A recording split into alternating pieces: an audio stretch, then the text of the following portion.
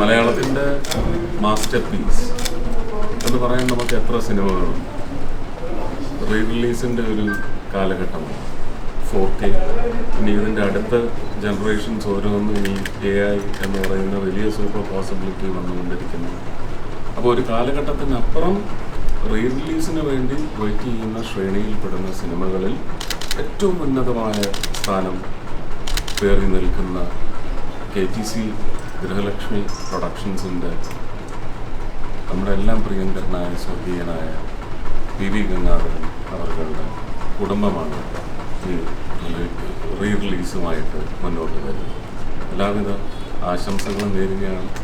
കാണികൾക്ക് ഒരുപക്ഷെ ഇതിനു മുമ്പ് ദർശിച്ച സൗഖ്യം, അഭിമാനം എല്ലാം നേടിയെടുക്കാൻ സാധിച്ച വടക്കൻ വീരഗാഥ, അതിൻ്റെ പുതിയ ശബ്ദ അനുഭവം, ഞങ്ങളൊന്നും അതിനുവേണ്ടി പണിയെടുത്തിട്ടില്ലെങ്കിൽ പോലും ആധുനിക സാങ്കേതിക വിദ്യ വളരെ ഭംഗിയായിട്ട്, ഒരുപക്ഷെ ഇതിനെ കണ്ടു കഴിയുമ്പോൾ അന്ന് ഇതൊക്കെ ആകാമായിരുന്നു എന്ന് അന്ന് അറ്റ്മോസ് പോലും ഇല്ല, DTS ഇല്ല, അല്ലേ?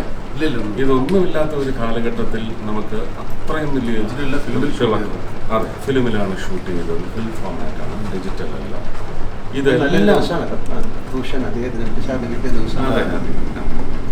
അപ്പോൾ എല്ലാം കൊണ്ടും എനിക്ക് തോന്നുന്നു പുതിയൊരു സിനിമ ചരിത്ര രചന നടത്താൻ വേണ്ടി ഒരു classic cinema, masterpiece in Malayalam is coming back to your hearts.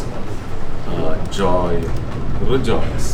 അത്രയും നമുക്ക് രണ്ട് വാക്ക് പറയും. ഹരിഹരൻ സാറായാലും